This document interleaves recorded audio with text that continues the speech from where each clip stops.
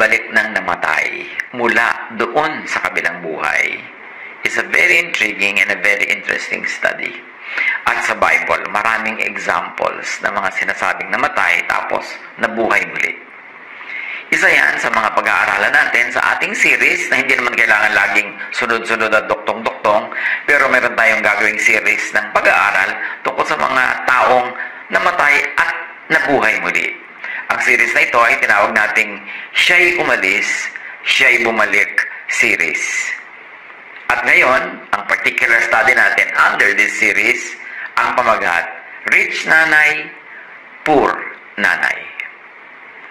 Ating balikan ang kasaysayan ng the rich Shunammite nanay and her son. Isang yayamanin na nanay taga Shunem at ang kanyang anak na namatay at bumalik sa buhay. 2 Kings 4, 8-17. One day Elisha the prophet went to Shunem, and a well-to-do woman was there who urged him to stay for a meal. So, isang kain, isang imbitasyon nitong mayamang babae para sa propeta at lingkod ng Diyos. Kasi hindi taga doon ang propeta, wala namang mga restaurants. So, inimbita nitong mayaman, yayamanin na nanay from Shunem, itong si Elisha, to have a meal in her house. So, whenever he came by, he stopped there to eat. Naging meals, naging sunod-sunod na tuwing nandun siya ay pinapakain ng mayamang babaeng ito. She said to her husband, I know that this man who often comes our way is a holy man of God. Let's make a small room on the roof and put in a bed and a table, a chair and a lamp for him. Then he can stay there whenever he comes to us. Makikita natin dito the recognition by the woman that Elisha was a holy man of God. Kaya gusto niyang tulungan, gusto niyang bigyan ng ginhawa pag nagpupunta doon sa kanilang lugar. So from a meal to meals to an upper room. Sabi niya, mag-ayos tayo, gumawa tayo ng upper room, which is the most convenient and comfortable part of the house kasi doon ay mataas, malayo sa mga ingay sa baba, at doon may hangin, sariwang hangin na umiihip mula sa disyerto. So sabi niya, igawa natin ng bahay, ng kwarto, itong holy man of God. One day when Elisha came, he went up to his room and laid down there. He said to his servant Gehazi, call the Shunammite. So he called her, and she stood before him. Elisha said to him, tell her, you have gone to all this trouble for us. Now what can be done for you? Can we speak on behalf of the king or the commander of the army? So dahil gumawa ng mabuti itong mayamang babae kay Elisha, gusto naman ni Elisha ang suklian ang kanyang kagandahang loob.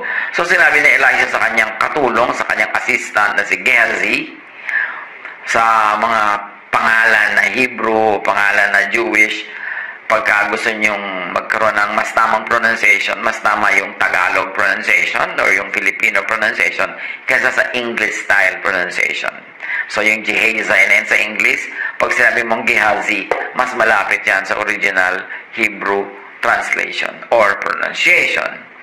So, sabi niya, tanungin mo kung ano pwede natin magawa sa kanya. Ano bang kailangan ng babae ngayon? Gusto ba niyang kausapin natin ang hari para sa kanya o ang commander ng army? Baka may kailangan siya. So, thoughtfulness begets thoughtfulness. And it begins a cycle of blessings. Na-bless yung babaeng mayaman sa ministry nitong prophet, so binless niya with a meal. Tapos binless niya with a series of meals kasi may series of visits naman and ministries yung prophet sa lugar nila hanggang binigyan na niya ng matutulugan at mas maginhawang lodging pagka nandun siya sa lugar na yun.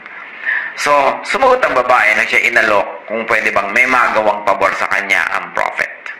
She replied, I have a home among my people. Therefore, there is no need.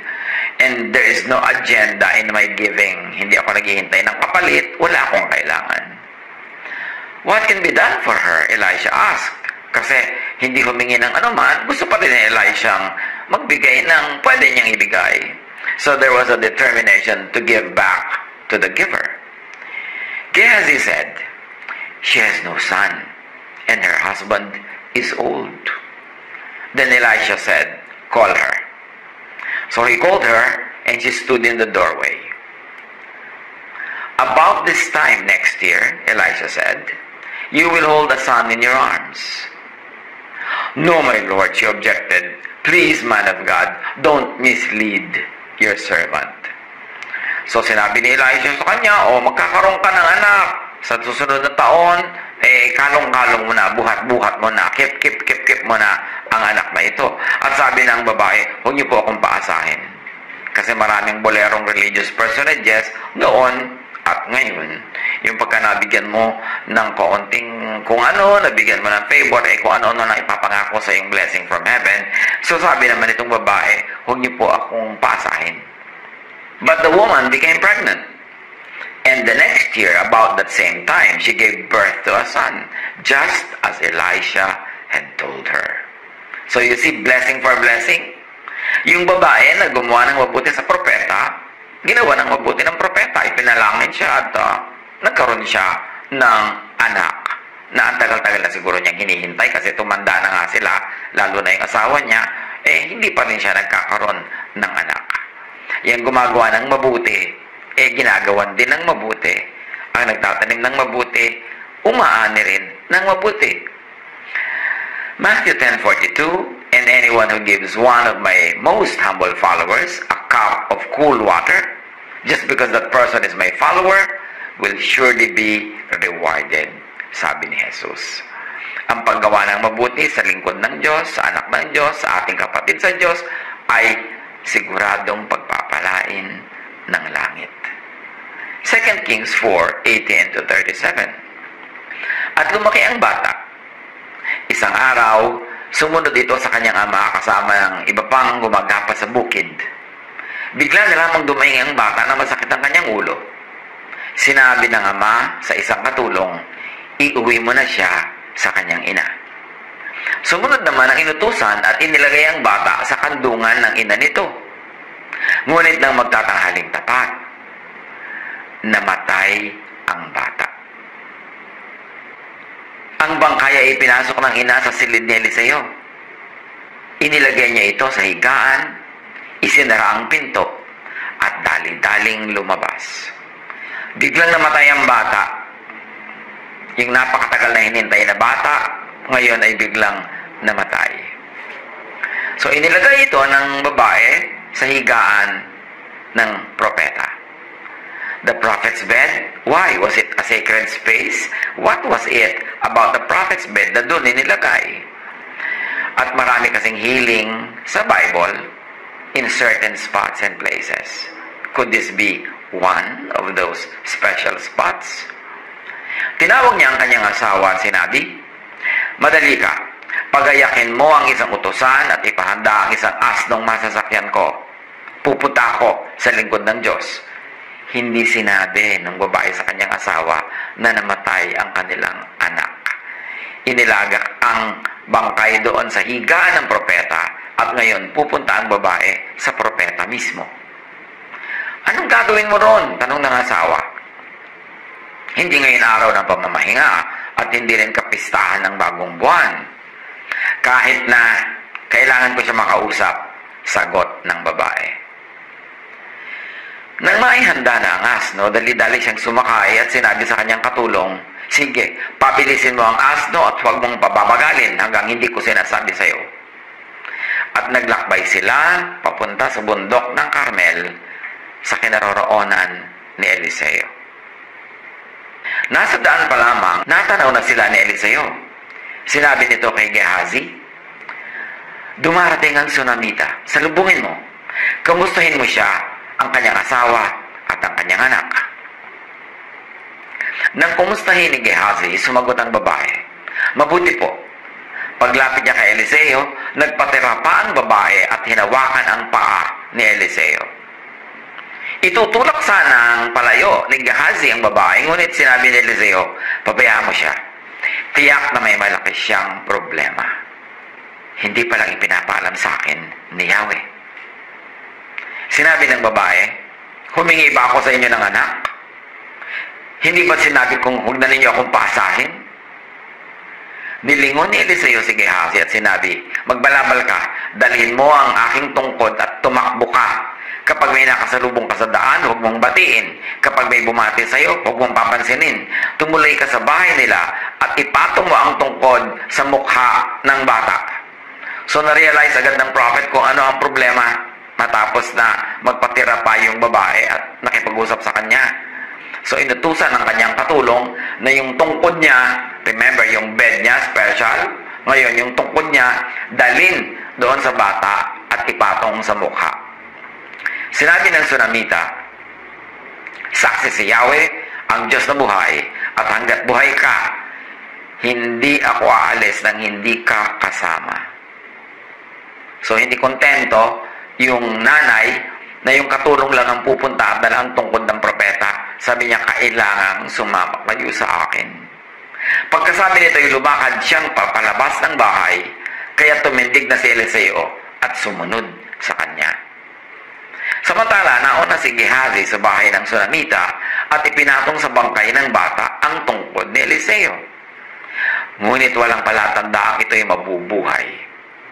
Kaya't bumalik siya at sinalubong si Eliseo.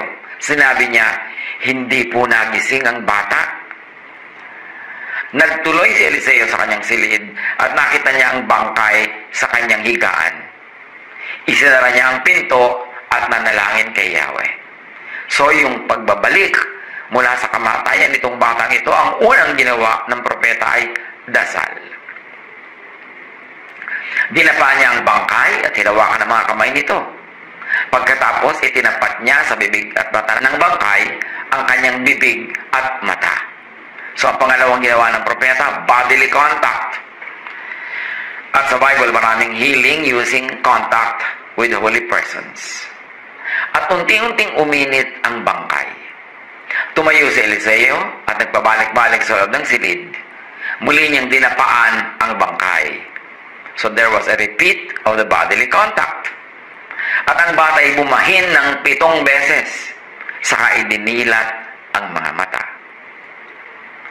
Ipinatawag niya kay Gehazi ang Sunamita at nang pumasok ito, sinabi niya, kunin mo na ang iyong anak. Ang babae nagpatira pa sa paanan ni Eliseo. Pagkatapos, kinuha ang kanyang anak at dinala sa kanyang silid. So, nung una, nagpatira pa siya para humingi ng tulong sa propeta at nung natanggap na niya yung tulong, nagpatira pa siya uli. Hindi siya nakalimot magpasalamat. At ang inuna nga niya, pasalamat muna bago niya kinuha ang kanyang anak at dinala sa kanyang silid. A very interesting story ng isang bata na mayaman ang nanay, yayamanin, at ang babaeng mayaman na ito ay gumawa ng mabuti sa lingkod ng Diyos. At siya ay nabiyayaan, nagkaroon ng anak, at nung namatay ang anak, ay naibalik pa muli sa buhay ang anak na ito dahil ang babaeng ito ay may magandang relasyon sa Diyos at sa lingkod ng Diyos.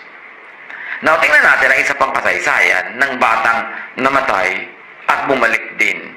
Siya ay umalis, siya ay bumalik. The poor Sarephat nanay and her son. Meron namang isang puritang nanay, kung may yayamanin na nanay, at ito taga Sarephat at yung kanyang anak. 1 Kings 17:7-16. Sometime later, the brook dried up because there had been no rain in the land.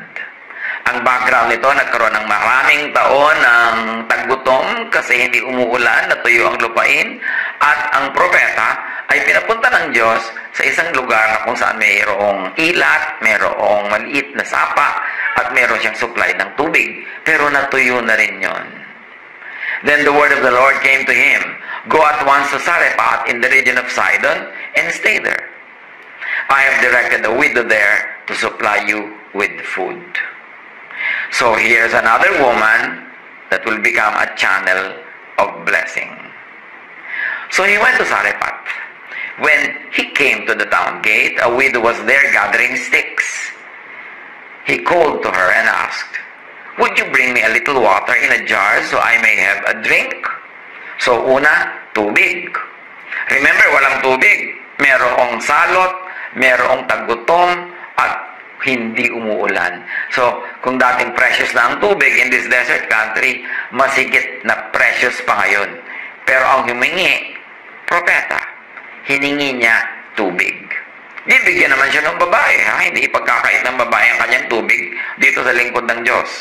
As she was going to get it, he called, "And bring me please a piece of bread." Una, tubig. Then, bread naman ang hinihingi nitong propeta.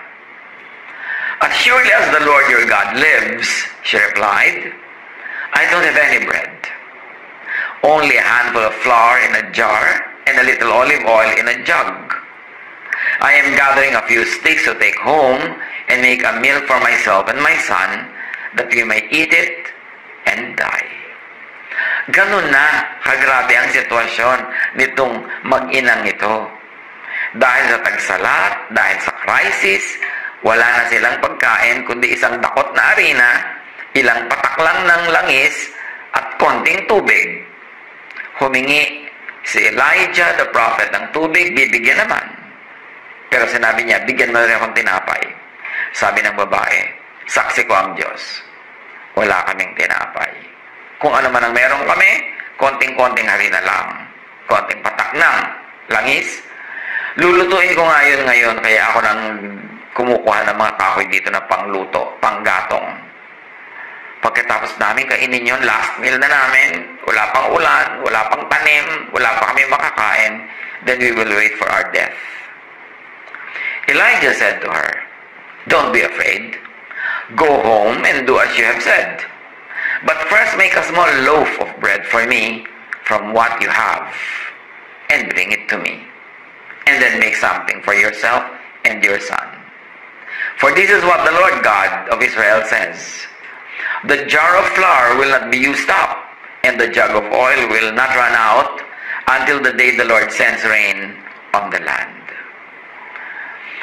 So sinabi ng propeta, eto ang sabi ng Diyos, pakainin mo ako, tapos pakainin mo kayo mag-ina, at hindi mauubos ang supply ninyo hanggang hindi umuulan at bumabalik ang agriculture, bumabalik ang economy.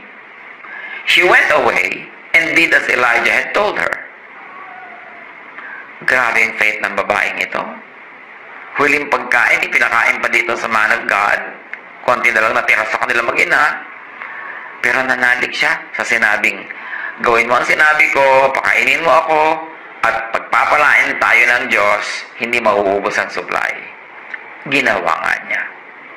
So there was food every day for Elijah and the woman and their family. So tuwing bubuksan niya yung lalagyan ng harina, meron na namang bagong harina. Yung bubuksan niya yung lalagyan ng langis, pagtanggal ng takip, meron na namang langis. At hindi na ubos yun hanggang dumating ang ulan at meron na uling makakain. For the jar of flour was not used up, and the jug of oil did not run dry, in keeping with the word of the Lord spoken by Elijah. Like the rich nanay, this poor nanay did good to the prophet and gave the prophet water, bread, and shelter.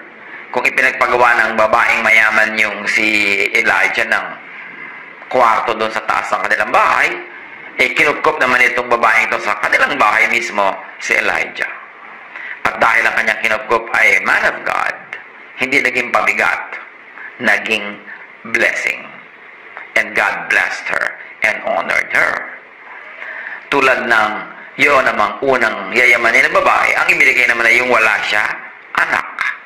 Ito namang mahirap na babae, may anak siya pero ang wala siya ay food, binigyan siya ng food. 1 Kings 17:17-24. Hindi nagtagal at nagkasakit ang anak ng byuda. Lumubha ang sakit ng bata hanggang sa ito'y mamatay. So namatay na naman din, katulad ng anak ng mayamang babae, ang anak ng mahirap na babae ay namatay. Kaya sinabi ng babae kay Elias, "Ano ikinagagalit ninyo sa akin, lingkod ng Diyos? Naparito ba kayo upang ako'y sumbatan sa aking mga kasalanan at patayin ang aking anak?" So like the rich nanay, this poor nanay did go to the prophet, had son issues, and then came to the prophet for questions and for help. Pareho sila nagtanong sa propeta at pareho rin silang humihingi ng tulong. "Akin na ang bata," sabi ni Elias. At kinuha niya ang bata, ipinanik sa itaas, sa silid na kanyang tinutuluyan. So, ganun din. Kung saan may silid siya sa bahay ng mayaman na babae, may silid naman siya dito sa naghihirap na babaeng ito, at doon din nilala sa kanyang silid yung patay na bata. Inilagay niya ang bata sa kanyang higaan at nanalangin. The same na naman. Yahweh aking Diyos, ito ba ang inyong igaganti sa babaeng nagmagandang loob sa akin? 3 beses siyang dumapa sa bata at nanalangin ng ganito, Yahweh aking Diyos, hinihiling ko pong muli ninyong buhayin ang batang ito. Like what was done in the house and to the son of the rich nanay, yung the prophet's bed, the prayer, the bodily contact, yun din ang ginawa nitong propeta sa pangalawang case na ito. Dininig ni Yahweh ang dalangin ni Elias at muling nabuhay ang bata. Inakay ni Elias ang bata at ibinalik sa kanyang ina, saka sinabing, narito ang anak mo, buhay na siya. At sumagot ang babae, tiyak ko na ngayon na kayo nga ay isang lingkod ng Diyos at nagsasalita si Yahweh sa pamamagitan nyo. Like what was done in the house of the rich nanay, there was healing and restoration sa bahay na ito. Nabuhay na muli ang patay na anak. Siya'y umalis, siya'y bumalik. At tulad ng nangyari doon sa bahay ng mayaman, there was a giving and a return to the nanay of the child that died. What are the notable defining features of both blessings? The mothers did good to the man of God. The mother's association with the man of God became the way for them and their sons to be blessed in 2 waves. Yung isa nagkaroon ng anak, yung isa napakain ng anak. Tapos binuhay sila na muli. Another defining feature of both revivals, the prophet stretched himself out and the boys were revived. Very, very interesting. Ano ang mga immediate lessons na pwede nating matutunan, mapulot sa dalawang kasaysayan na ito na parallel, halos parehong-pareho lang nangyari, nagkaiba lang nga yung kalagayan ng mga nanay. Do good to a godly prophet. Pero hindi sa basta prophet, hindi sa basta religious person, kasi maraming mandaraya, maraming magnanakaw, sabi ni Jesus. Do good to a prophet authenticated by works and by words. Tingnan natin yung sagot ng babae. Tiyak ko na ngayon na kayo nga ay isang lingkod ng Diyos at nagsasalita si Yahweh sa pamamagitan nyo. What were the proofs and signs of authenticity na si Elijah nga ay tunay na lingkod ng Diyos? Good, fruitful works. Good, fruitful words. Words and works na nakakabuhay ng patay. Nagbibigay buhay sa patay na spirit and emotion, at nagbibigay buhay sa walang kabuhay-buhay na buhay. And in the case in the Bible na mga binasa nating kwento, nagbibigay buhay sa patay na katawan. Ang tunay na lingkod ng Diyos, ang ministry niya, nagbibigay ng buhay. Kung walang kabuhay-buhay ang buhay mo, dinalang ka ng tunay na lingkod ng Diyos sa mga salita, mga katuroan, nagkakaroon ka ng buhay. Sumisigla, sumasaya. Yung pagod, napapahinga. Yung natatakot, nagkakaroon ng kapanatagan. Napapayapa, tumitiwasay. At yung nawawala, natatagpuan. Yung puwera, nakakasali. Yung nalulungkot, nagkakaroon ng kasiyahan. Yung nadidiliman, nagkakaroon ng kaliwanagan. Nakapagbibigay pahinga ang katuroan, ang salita, ang pagkain nagmumula sa tunay na lingkod ng Diyos. Nagbibigay ng kapayapaan, ginhawa, ligaya, laya, pagkaing espiritual. Of course, we're already extending to many situations yung specific lessons learned from the story of these 2 wonderful, amazing ladies. A godly prophet, God's work, can bring a dead person, a dead son, back to life. Physically, spiritually. Sa nakita natin dito, physical life yung ibinalik. Pero sa mas maraming mga tunay na gawa ng mga lingkod ng Diyos, we cannot always expect a physical miracle na yung patay na physically dead ay magiging physically alive ulit. But definitely, ang tunay na lingkod ng Diyos Pag naglingkod siya, ang bunga, spiritual life. Spiritual sigla. Spiritual light. Luke 15:24, for the Son of Man was dead and is alive again. He was lost and is found. So nakikita natin ang paggamit dito ng dead, hindi physical dead. That who is spiritually dead. Emotionally dead. Sabi nung istorya na ito, tungkol sa tinatawag nating prodigal son, this son of mine was dead and is alive again. At tunay nga sinasabi sa Bible, ang mga lingkod ng Diyos na talagang kinakasihan ng Diyos, you will know them by their fruits. Yung bunga ng kanilang gawain sa'yo, bunga ng kanilang turo, bunga ng kanilang pangunguna, maganda ang bunga sa'yo. So malalaman mong tama iyong puno kasi maganda ang bunga. You and others are the fruits. What happened to you and to others are the fruits of a true work of God. Itong rich nanay and poor nanay, pinagpala sila, pinalad, na sila ay gumawa ng mabuti sa man of God. At sila naman ay sinuklian din both ng man of God at ng God Himself. Huwag tayong magpalampas ng pagkakataon na makatulong. Hindi lang sa mga servants of God, hindi lang sa mga prophets, kundi makatulong tayo kahit kanino. Lalong-lalo sa mga nangangailangan, kinakapos, sa mga may paghihirap, pagdurusa. Ang tulong ay hindi lang pera, hindi lang pagkain, hindi lang physical comfort, kundi mabigyan mo siya ng lakas ng loob, mabigyan mo siya ng pag-asa, matulungan mo siyang manalig, matulungan mo siyang magkaroon ng kapayapaan, katiwasayan. Ang lahat ng pagtulong na ito sa ating kapwa ay laging magandang pagtatanim at aani ng maganda. Hindi naman lahat ay magkakaroon ng ganitong kasaysayan na namamatay ang anak tapos binubuhay muli.